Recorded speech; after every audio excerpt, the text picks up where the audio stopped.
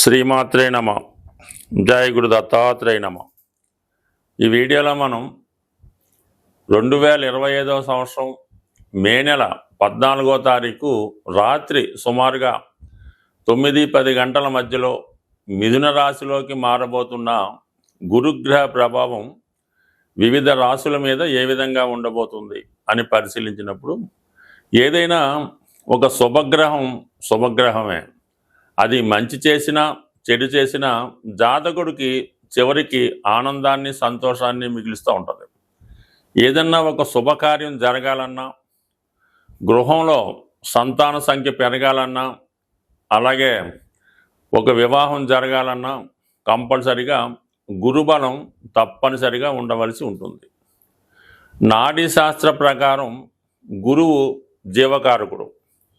గురువు ఏ రాశిలో ఉంటే ఆ కారకత్వాలు జాతకుడికి అనుకూలంగా రావడం జరుగుతూ ఉంటుంది. మరి ఏ గ్రహంతో కలిస్తే ఆ గ్రహం యొక్క ఫలితాలు జాతకుడికి అనుకూలంగా రావడం జరుగుతూ ఉంటుంది.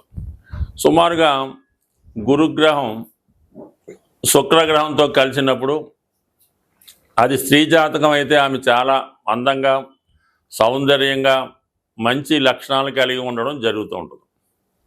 అదే మగవాడి జాతకంలో గురువు శుక్రునితో కలిసినప్పుడు చాలా అందమైనటువంటి మంచి లక్షణాలు కలిగి ఉన్నటువంటి ఆర్థిక పరంగా మంచి కుటుంబం నుంచి భార్య రావడం జరుగుతూ ఉంటుంది.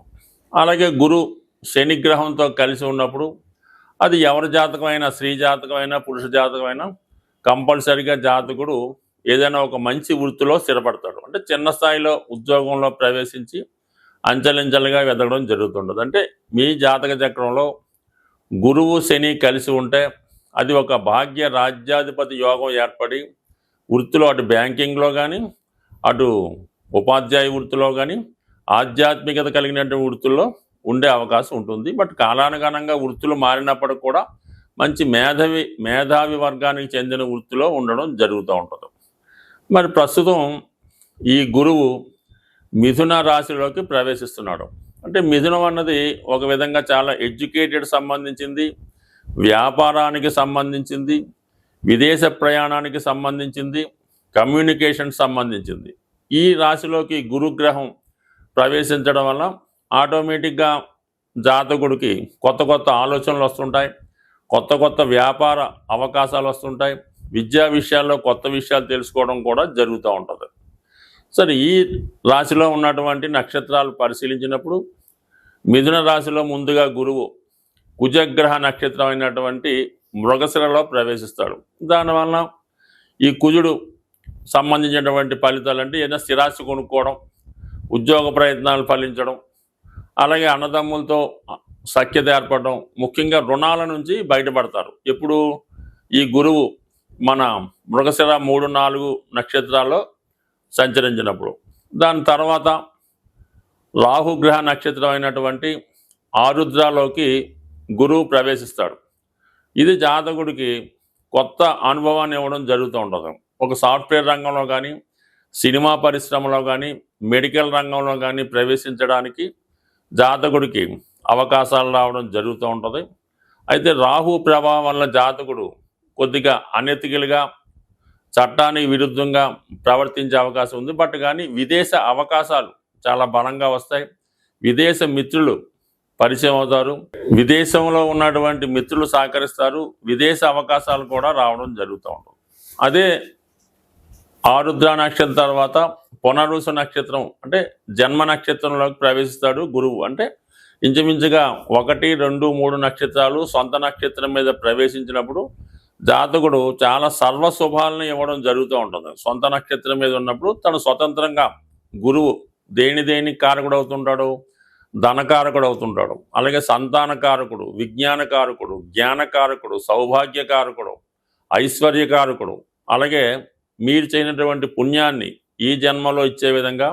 అంటే గురుగ్రహం అనుగ్రహం అంటే సాక్షాత్తు విష్ణుమూర్తి, దక్షిణామూర్తి, దత్తాత్రేయుడి యొక్క అనుగ్రహం ఉన్నట్టే జాతకుడికి కలిసి వస్తుంది. బట్ ఏదైనా ఈ గురుగ్రహ మార్పు మిథున రాశిలో ఉన్నటువంటి నక్షత్రాల్లో అటు ఒకటి మిత్ర నక్షత్రం, అలాగే గురువు సొంత నక్షత్రం, రాహు అన్నది కొద్దిగా ఇండీసెంట్ ప్లానెట్ కాబట్టి దానికి సంబంధించిన విషయాల్లో కొంతవరకు జాతకుడికి అనుకూలంగాను ప్రతికూలంగా ఉంటుంది. అది ఆ భావాలను బట్టి ఉంటుంది. కొంతమందికి అనుకూలంగా ఉంటుంది, కొంతమందికి ప్రతికూలంగా ఉంటుంది. అది మనం రాశుల గురించి ఏ రాశికి ఆ రాశి తెలుసుకున్నప్పుడు వారికి ఏ విధంగా ఉండబోతుంది అన్న విషయాన్ని కూలంకషంగా పరిశీలిద్దాం. అలాగే మిథున రాశి మిగతా రాశుల వారికి ఏ భావం అవుతుందో ఆ భావం వాళ్ళకి మంచి ఫలితాన్ని ఇవ్వడం జరుగుతుంటుంది. అలాగే మిథునం నుంచి తులారాశిని చూస్తాడు. అంటే తులారాశి కారకత్వాలు సినిమా పరిశ్రమ అనుకూలంగా ఉంటుంది, సాఫ్ట్వేర్ రంగం వాళ్ళకి బాగుంటుంది, అలాగే విదేశ ప్రయాణాలు చేస్తారు, కొత్త విద్య నేర్చుకునే ప్రయత్నం జరుగుతుంది. ఇంకా అలాగే కుంభరాశిని కూడా వీక్షిస్తాడు. ఇది సాధారణంగా ఏంటంటే కొత్త ఉద్యోగానికి ఆర్థిక పరంగా విజయానికి కూడా కారణం అవుతుంటుంది. అంటే ఇవన్నీ ఎవరికి ఏ భావం వస్తే ఆ భావ ఫలితం. అంటే ఈ మల్టిపుల్గా యాక్ట్ చేస్తాడు గురువు. ఎక్కడుంటే అక్కడే కాకుండా తను ఏ భావాన్ని చూస్తుంటాడో ఆ భావ ఫలితాలు కూడా జాతకుడికి గోచార రీత్యా అందించడం జరుగుతూ ఉంటుంది. అలాగే మళ్ళీ ధనుసు రాశిని వీక్షించడం వలన ఆ ధనుసు రాశి వారికి మిగతా ధనుసు రాశి ఏ రాశికి మిగతా రాశిలో వారికి వీళ్ళందరికీ కూడా అంటే గురువు మల్టిపుల్గా ఇంచుమించుగా అన్ని భావాలకి ఏదో ఒక విషయంలో మంచి ఫలితాన్ని ఇవ్వడం జరుగుతుంటారు. కాబట్టి ప్రతి ఒక్కరు కూడా గురువు యొక్క మార్పు కోసం చూస్తూ ఉంటారు. అంటే గురువు ఎప్పుడు మారుతాడో మనకు అనుకూలంగా ఉంటుందని ఎదురు చూస్తూ ఉంటారు. ఒక మంచి శుభముహూర్తం కుదరాలన్నా, అలాగే ఒక మంచి వివాహం సక్సెస్ అవ్వాలన్నా గురుబలం తప్పనిసరిగా ఉండాలి. మరి అటువంటి గురువు ఈ నెల 15వ తారీఖు నుంచి పూర్తిగా మిథున రాశి వారి మీద తన ఫలితాన్ని ప్రభావాన్ని చూపుతున్నాడు. మిథున రాశితో పాటు ఇందాక చెప్పిన విధంగా మరొక 3 రాశుల మీద కూడా తన శుభ ఫలితాన్ని చూపడం జరుగుతుంటుంది. బట్ కూలంకషంగా డీటెయిల్గా ఏ రాశికి ఆ రాశి తెలుసుకునే ప్రయత్నం చేద్దాం. స్వస్తి. కర్కాటక రాశి వారికి గురువు 11వ స్థానం నుంచి 12వ స్థానంలోకి మారడం జరిగింది. ఒక విధంగా వీళ్ళకి గతంతో పోల్చుకుంటే ఇదంత అనుకూలమైనటువంటి స్థానం కాదు. కానీ కొంతమంది ఆధ్యాత్మిక రంగంలో ఉన్న వాళ్ళకి, మోక్షాన్ని కోరుకున్న వారికి, మరి అనుభవం అయిన వారికి ఇది అనుకూలమైనటువంటి స్థానంగానే భావించవచ్చు. అంటే గురువు ఎక్కడన్నా ఏ భావంలోకి వచ్చినా అది చాలా వరకు జాతకుడికి ఒక మంచి అనుభవాన్ని, మంచి జ్ఞానాన్ని, మంచి పాఠాన్ని నేర్పడం జరుగుతూ ఉంటుంది. మరి గురువు 12వ స్థానంలోకి వచ్చాడు. అయితే 12వ స్థానంలోకి వచ్చిన ఏ గ్రహమైనా ఆ గ్రహం యొక్క కారకత్వాలు జాతకుడికి ఇవ్వడం జరుగుతూ ఉంటుంది.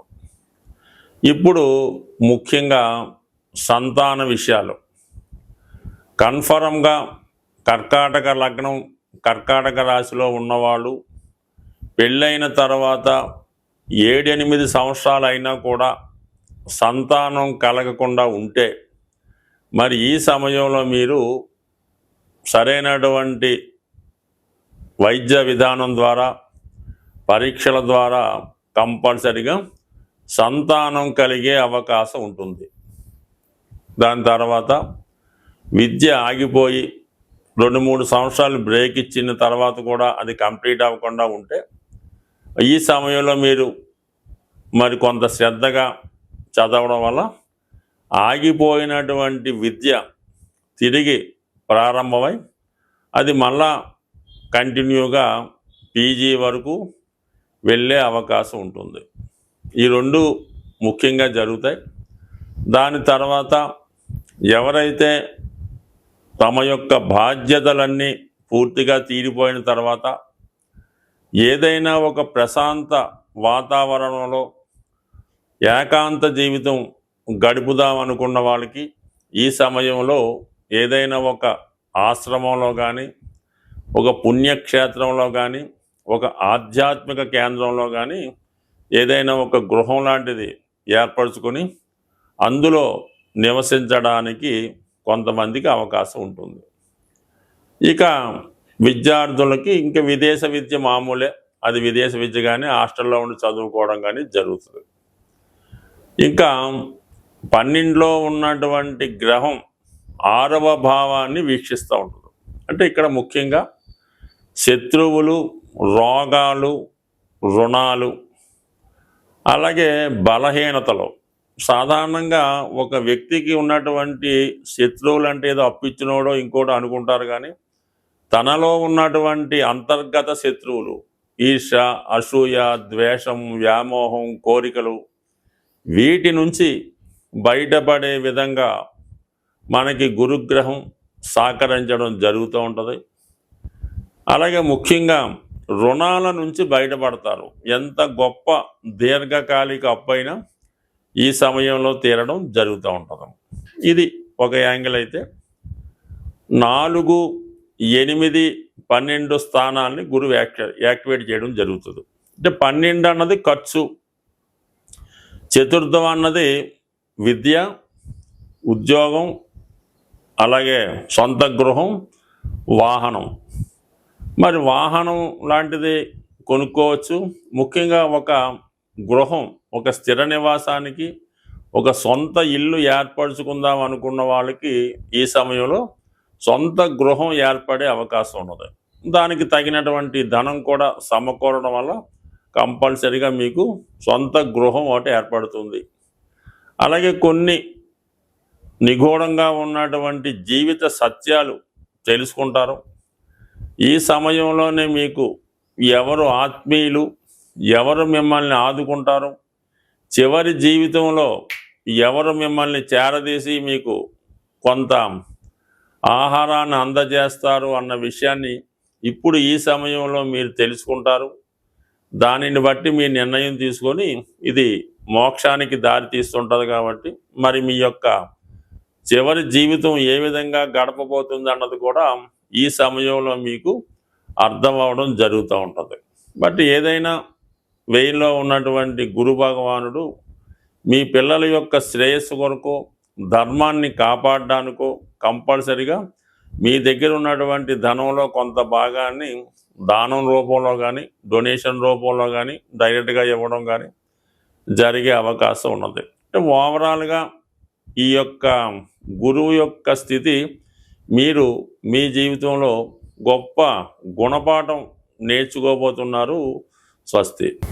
ఏదైనా ఒక గ్రహం ఒక రాశి నుంచి ఇంకొక రాశిలోకి మారినప్పుడు కొంతమందికి మంచిగాను, కొంతమందికి చెడుగాను ఉండొచ్చు. బట్ ఏదైనా ఏ జాతకం, ఏ గ్రహం కూడా ఎవరికి అపకారం చేయదు, అలాగే ఎవరికి పూర్తిగా ఉపకారం చేయదు. మనం చేసుకున్న దాన్ని బట్టి, ఆ గ్రహాన్ని మనం అనుసరించిన దాన్ని బట్టి ఆధారపడి ఉంటుంది. ముఖ్యంగా గురువు అంటే గురువు గ్రహ అనుగ్రహం కోసం మీరు చేయవలసింది ముఖ్యంగా ఏంటంటే దత్తాత్రేయుని యొక్క ఆరాధన. అంటే ఏదైనా గాన్గాపూరో, పిఠాపురం లాంటి క్షేత్రాలు దర్శించడం, అంటే గురువుకి ప్రతిరూపమైనటువంటి సాయిబాబా గారు, రాఘవేంద్ర స్వామి అలాంటి క్షేత్రాలు కూడా దర్శించడం. అంటే మీకు ఎవరైతే విద్య నేర్పారో ఆ గురువుని ఆశ్రయించి ఆ గురువుకి సేవ చేయడం, అలాగే ప్రత్యక్షంగా ఉన్నటువంటి మీ తల్లిదండ్రులను సేవ చేయడం ద్వారా వారిని పూజించడం. అంటే పెద్దగా ఏమీ పూలు తెచ్చి పూజించక్కర్లేదు. వారి యోగక్షేమాలు తెలుసుకొని వారిని నిందించకుండా గౌరవంగా చూస్తే చాలు.